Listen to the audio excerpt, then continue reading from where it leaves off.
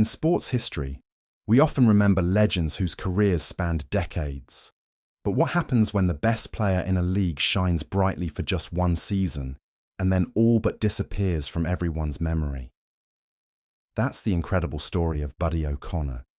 In 1948, he did the near impossible. He won both the Hart Trophy and the Lady Byng Trophy in the NHL. For that one glorious year, he was the undisputed king of the sport. But that peak was short-lived. Just a few years later, he retired and lived a quiet life, all but forgotten by history. This is the story of hockey's forgotten MVP, a man who had a legendary season and then faded into obscurity, and his journey to find the answer to the question of how such an extraordinary talent could have been overlooked. To comprehend the quiet miracle of Buddy O'Connor, we must first immerse ourselves in the world that forged him, a world of sharp edges and stark realities. Picture Montreal in the 1920s and 30s. It was a city of two souls, a place of profound and often painful duality. It was the commercial and industrial engine of Canada, a sprawling North American metropolis. But it was also a deeply provincial city, defined by the unyielding tension between its English-speaking minority, who held the levers of economic power, and its French-speaking majority, who held the city's cultural and spiritual heart. This was a city governed by the twin pillars of the Anglophone-run bank and the Francophone-run Catholic Church. It was a place of immense wealth and grinding poverty, of glittering nightlife that earned it the moniker Sin City of the North, and of a pious, traditionalist society that held sway over the daily lives of its flock. Then came the Great Depression, and the city's simmering tensions were brought to a boil. The economic collapse fell hardest on the French-speaking working class, breeding a resentment that would shape Quebec's politics for a generation. Life for many became a grim ledger of small victories and daily struggles. In this world of hardship, people do not merely seek entertainment, they seek salvation. They seek a narrative that makes sense of their struggle, a hero who can embody their hopes and vanquish their foes, if only for a few hours. In Montreal, that salvation was found on a frozen sheet of water. Hockey was not a pastime, it was a sacrament. The Montreal Forum, the hulking brick arena on Atwater Street, was not a sports venue, it was a cathedral, a place of collective passion, where the city's fractured soul came together to worship at the altar of the Canadians. The heroes of the Forum were demigods, men like the tormented, brilliant Howie Morenz, whose breathtaking speed was a flash of pure, transcendent beauty in a grey world. The game was a source of identity, particularly for French Canadians, who saw in the fiery exploits of their team, Les Habitants, a potent symbol of their own resilience and pride. To succeed in hockey was to achieve a kind of secular sainthood. Buddy O'Connor was born into this world in 1916, a child of the English-speaking side of the city's divide, but a product of the same crucible of hockey obsession. He was not, by any stretch of the imagination, a natural athlete destined for glory. In a sport that was already beginning to favour size and strength, he was diminutive. He would top out at 5 feet, 8 inches and a wiry 160 pounds. He was a minnow in a sea of sharks. This physical reality was the single most defining factor of his early career. It forced upon him a choice. He could be intimidated and overwhelmed, or he could be smarter. He chose to be smarter. He could not power his way through a defender, so he learned to think his way around him. He couldn't win battles of brawn in the corners, so he learned to arrive a split second earlier, using anticipation and guile to retrieve the puck. He cultivated a profound understanding of the game's geometry, of its hidden rhythms and flows. He became a master of the subtle arts, the perfect angle on a pass, the quick stick lift to disarm an opponent, the uncanny ability to find a quiet patch of open ice amidst a chaotic scrum. His small stature was a disadvantage that became his greatest teacher, forcing him to develop a hockey IQ that was simply on a different level. His path was not the meteoric rise of a phenom. It was a long, patient, often frustrating apprenticeship in the brutal finishing school of Quebec's senior amateur leagues. In the years before, during, and after the Depression, leagues like the Quebec Senior Hockey League, QSHL, were the lifeblood of the sport, a fiercely competitive circuit just a step below the NHL. This was not amateur hockey in the romantic sense. It was a semi-professional world, filled with grown men playing for pride, for a few precious dollars, and for one last shot at the big time. They were miners, lumberjacks, and factory workers, men with hard hands and short tempers. The hockey was fast and skilled, but it was also relentlessly violent. It was a place where careers, and sometimes bones, were broken. For year after year, Buddy O'Connor toiled in this unforgiving environment. He starred for teams like the Verdun Maple Leafs and the Montreal Senior Canadiens, his name becoming well known to the hardcore hockey fans of the region. He was a dominant player at that level, his speed and playmaking a constant threat. But NHL scouts remained skeptical. They saw the skill, but they saw the size. They saw a great senior amateur player, but not a future national hockey leaguer. As he entered his mid-20s, the window of opportunity seemed to be closing. Most players who were going to make it had made it by then. But O'Connor, in a display of the quiet determination that would define his life, simply kept working, kept refining his craft. Then, in 1941, the world was on the brink of war, and the landscape of professional sports was about to change. With many players soon to be trading their hockey sweaters for military uniforms, NHL teams were looking for talent in places they had previously overlooked. At the age of 25, Buddy O'Connor finally got the call. The team that signed him was the one he had grown up idolizing from across the city's cultural divide, the Montreal Canadiens. His decade-long climb out of the crucible was complete. He had, against all odds, made it. The team was under the command of coach Dick Irvin, a brilliant, stern tactician who demanded a disciplined, defensive-minded approach to the game. Irvin was a hockey intellectual, but also a taskmaster. He respected skill, but he revered hard work and reliability above all else. And in this demanding environment, Buddy O'Connor found an initial niche. His intelligence and responsible play earned him a spot on the roster. But joining the Montreal Canadiens in the early 1940s was akin to a talented session guitarist being asked to join a band that already had three of the most famous rock stars in the world. This was the era of the punchline. It is difficult from our modern vantage point to fully grasp the cultural significance of this forward line. They were more than just a combination of hockey players. They were a phenomenon. At right wing was the incandescent, almost mythic force of nature, Maurice, the Rocket, Richard. Richard was not just a goal scorer. He was an avatar of French-Canadian pride and defiance, a smouldering volcano of talent and temper whose on-ice exploits carried the weight of a people's aspirations. At centre was the tough-as-nails Elmer Lach, a fearless playmaker from Saskatchewan who served as the line's pragmatic and creative engine.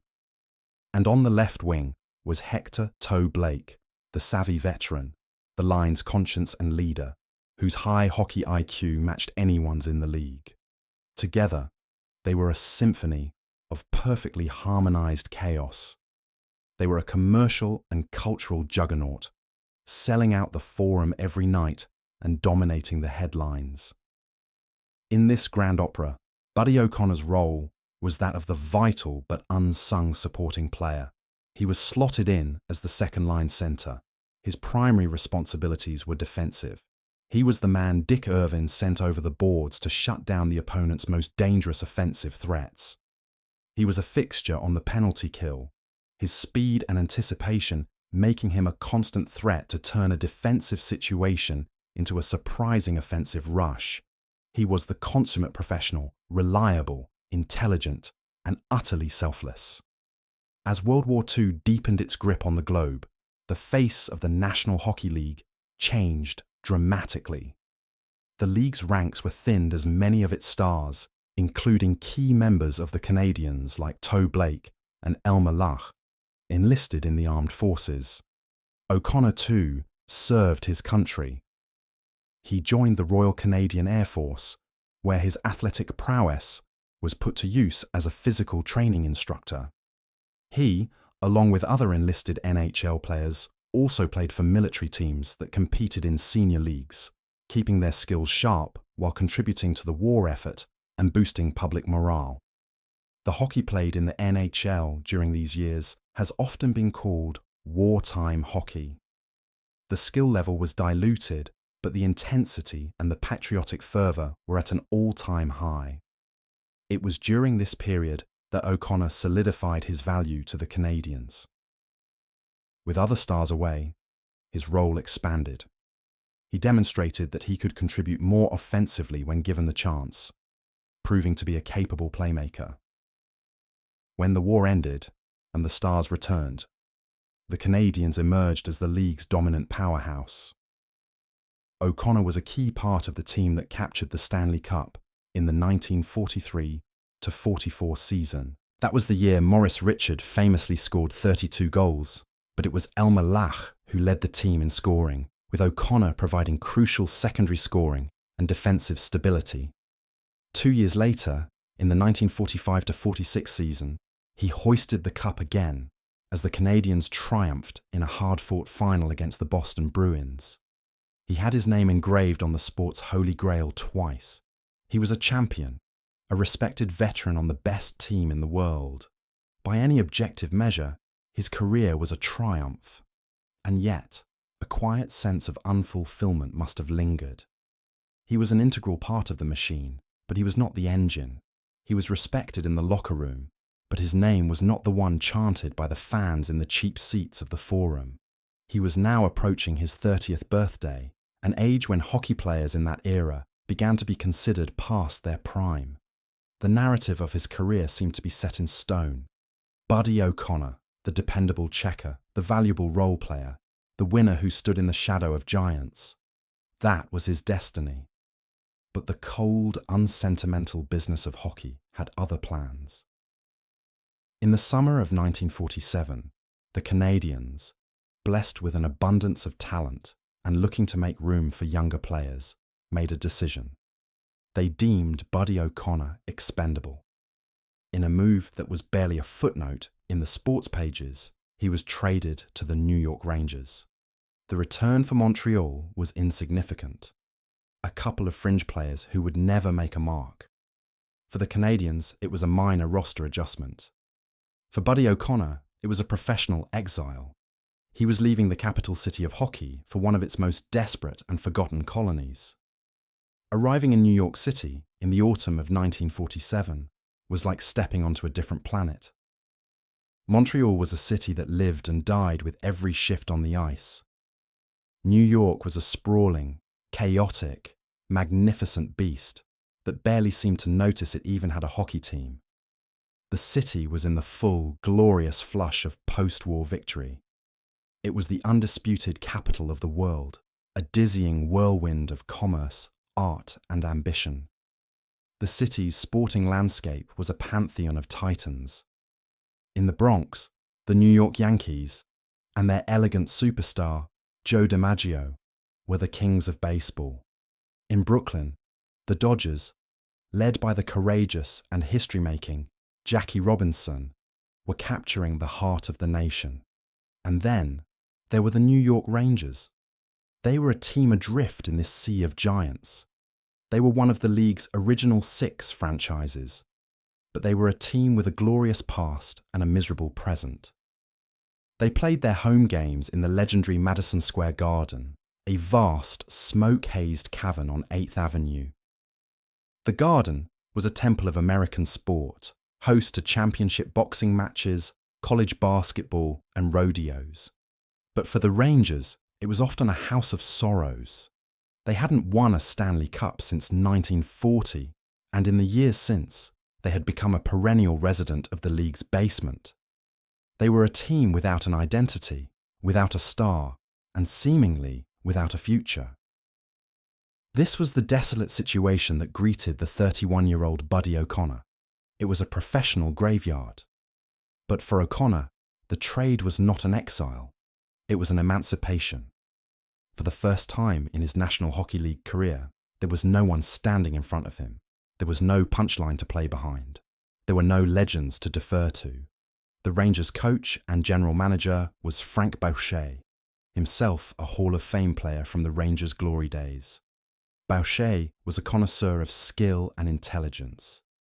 He looked at O'Connor and saw not an aging checker, but a brilliant hockey mind that had been stifled in a limited role. He made a decision that would alter the course of hockey history. He didn't just put O'Connor on the team, he built the team around him. What unfolded over the next 6 months, during the 1947-48 NHL season, remains one of the most astonishing and unexpected individual campaigns in the history of sport. It was as if a world-class architect, who had spent his entire career designing sturdy but unremarkable buildings, was suddenly given the commission to build a cathedral. Freed from the defensive shackles of the Montreal system, O'Connor's offensive genius, so long dormant, exploded onto the league. He was placed at the centre of the Rangers' top forward line, flanked by the tough, veteran winger, Brian Hextall Sr., and another skilled playmaker, Fred "Bun" Cook. From the opening night of the season, O'Connor played with a joy and a creative freedom that was breathtaking to behold. He was not just playing the game, he was conducting it. His skating, always his primary asset, seemed to have found another gear. He didn't just skate, he flowed. He moved across the ice with an effortless, waterbug agility, weaving through defenders who seemed to be moving in a slow motion. The New York sports writers, a notoriously tough and cynical group who typically save their best prose for baseball, suddenly found themselves captivated by this small, quiet man from Montreal. They struggled for superlatives. They called him the Flying Phantom, the Little Magician, and the brainiest player in hockey. They wrote in awe of his ability to transform a game in a single shift. He would start in his own defensive zone, relentlessly hound an opposing star, strip him of the puck with a stick lift so quick it was almost invisible, and then, in a blink, he would be gone, a blue-shirted blur leading a furious counterattack the other way. His statistics began to accumulate at a startling rate. In an era of low-scoring clutch-and-grab hockey, he was a consistent point producer. He wasn't a pure goal-scorer like Richard, but he was a master playmaker, his vision and passing elevating the play of everyone around him. The Rangers, long the league's easy pushover, were suddenly a tough, competitive team. They began to win games, pulling off upsets against the league's powerhouses. And at the centre of it all was Buddy O'Connor. As the season progressed, an improbable narrative began to build. The talk turned to the league's most prestigious individual award, the Hart Memorial Trophy, given to the player judged most valuable to his team. The field of contenders was, as always, a who's who of hockey royalty. In Toronto, the powerful centre Ted Kennedy was the engine of the first-place Maple Leafs. In Montreal, both Elmer Lack and Maurice Richard were having their usual brilliant seasons. In Detroit, a young, fearsomely strong Gordie Howe was establishing himself as a superstar. But in every city the Rangers visited, the local writers would come away writing about O'Connor. The argument for his candidacy was simple and compelling. Remove any of the other stars from their teams, and those teams would still be good. Remove O'Connor from the Rangers, and they would be nothing. He was, in the purest sense of the word, the most valuable. But there was another, parallel story unfolding. It was the story of his incredible discipline and sportsmanship. In a league filled with tough guys and enforcers, O'Connor played with an almost zen-like calm. He used his superior skating and intelligence to avoid physical confrontations.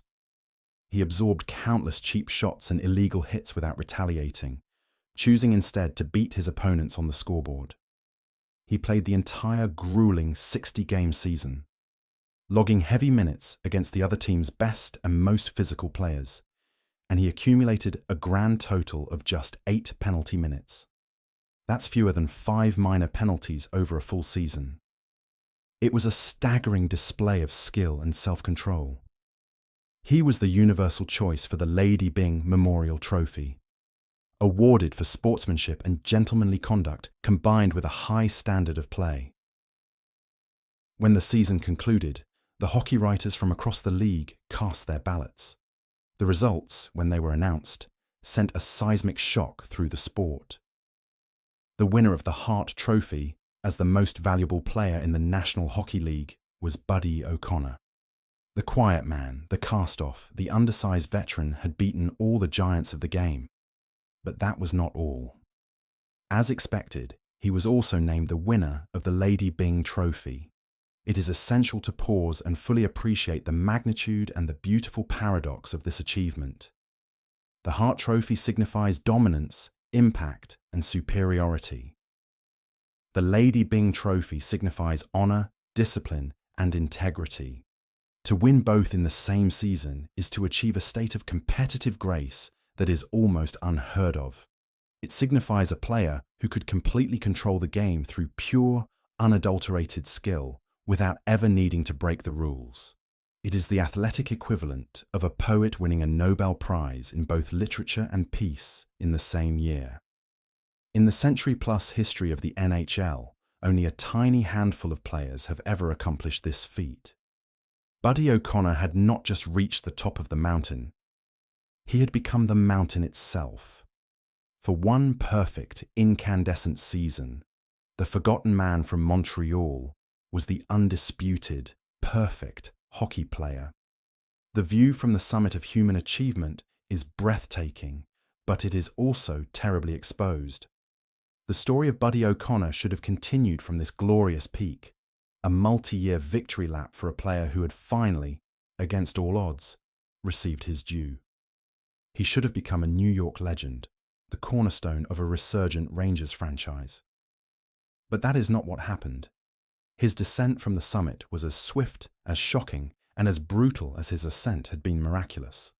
And the cause was not injury, nor age, but the cold, cruel, and unforgiving logic of the business of sports.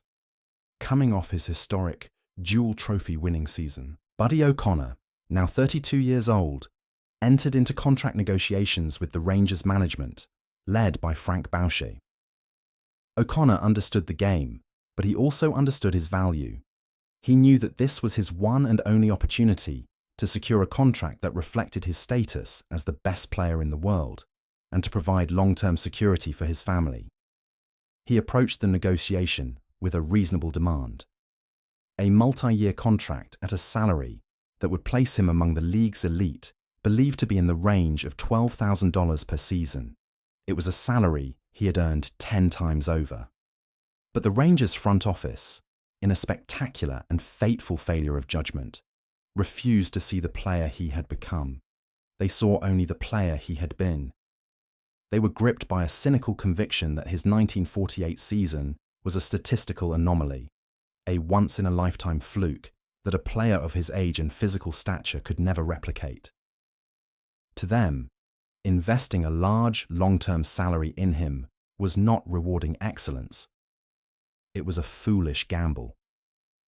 They offered him a 1-year contract for a figure only marginally higher than his previous one. The offer was more than a business proposal. It was a profound statement of disrespect. It was a message that said, "We don't believe that was real. We don't believe in you." The negotiation devolved into a bitter and public war of principles.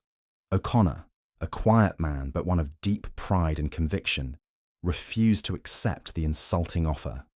He held out, refusing to report to the team's training camp. The Rangers, embodying the autocratic management style of the era, which viewed players as mere assets, refused to budge. The dispute dragged on, playing out in the columns of the New York sports pages. The relationship between the team and its reigning MVP was not just fractured, it was poisoned. Eventually, with the new season already underway, a tense and unhappy compromise was reached. O'Connor signed and returned to the team, but the magic was gone. The creative fire that had burned so brightly the year before had been doused by the cold water of the contract dispute. He was playing for a management team that had publicly and privately declared their lack of faith in him. He was playing with the heavy heart of a man who feels betrayed. The on-ice results were immediate and devastating. The game that had seemed so effortless and joyous was now a frustrating struggle. His timing was off, his confidence shaken. The points dried up. He finished the 1948 to 1949 season with just 35 points, a catastrophic drop-off from his MVP performance. The team, which had ridden his genius to respectability, collapsed back into mediocrity. The end came with a shocking and callous swiftness. The following season, 1949-50, after playing just a handful of games, the Rangers sold his contract to the Cincinnati Mohawks of the American Hockey League. It was a stunning fall from grace. Less than 2 years after he had stood at the center of the hockey universe, holding the Hart and Lady Byng trophies, Buddy O'Connor was banished to the minor leagues. He played for 2 seasons in Cincinnati, a former king reigning over a provincial court. He was still a star in the AHL, his sublime skill still evident against the lesser competition.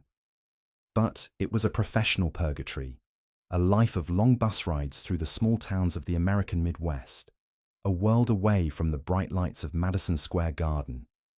In 1951, at the age of 35, Buddy O'Connor quietly, without ceremony, retired from professional hockey. There was no farewell tour, no jersey retirement, no emotional press conference. The most perfect season in Rangers history had ended not with a bang, but with a quiet, ignominious whisper. And then Buddy O'Connor performed his most remarkable and perhaps his most telling act of all. He simply disappeared. He did not cling to the fringes of the game that had both glorified and discarded him. He did not become a coach, a scout, or a bitter voice on the sports banquet circuit. He turned his back on the entire world of professional hockey, with its fleeting glories and its deep wounds. And he went home. He returned to Quebec and settled into a life of resolute and deliberate normalcy. He and his wife raised their family in a quiet Montreal suburb. He took a job working for a brewery. He became a neighbor.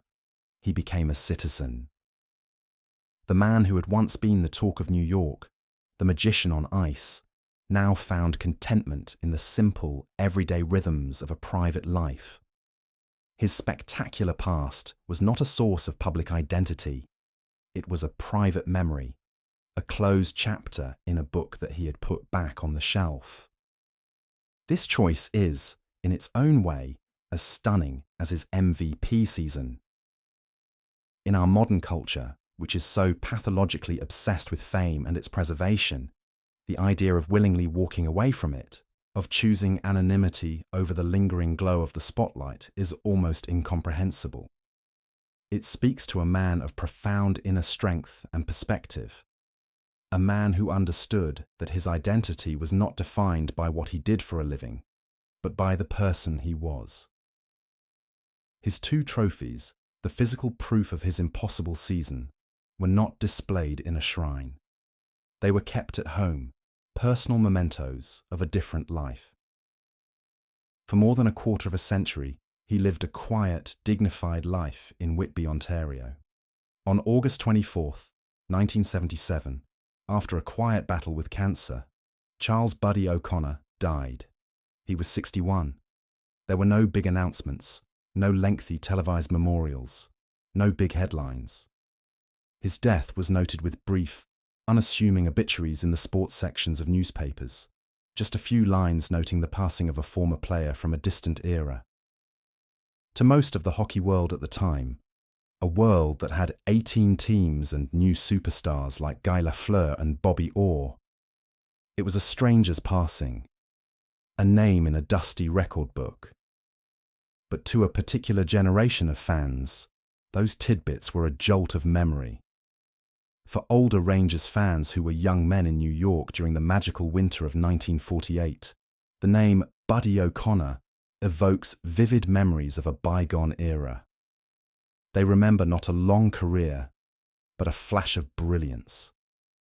They remember the excitement of watching that little man fly across the ice at Madison Square Garden, bringing hope to a struggling team.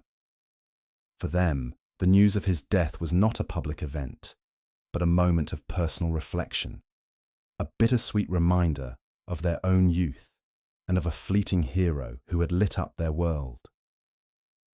Buddy O'Connor's story could have ended in silence, but history has finally managed to right its wrongs. In 1988, 11 years after his death, Buddy O'Connor was posthumously inducted into the Hockey Hall of Fame. It was a belated but deserved recognition, a final affirmation that his extraordinary season will never be completely forgotten.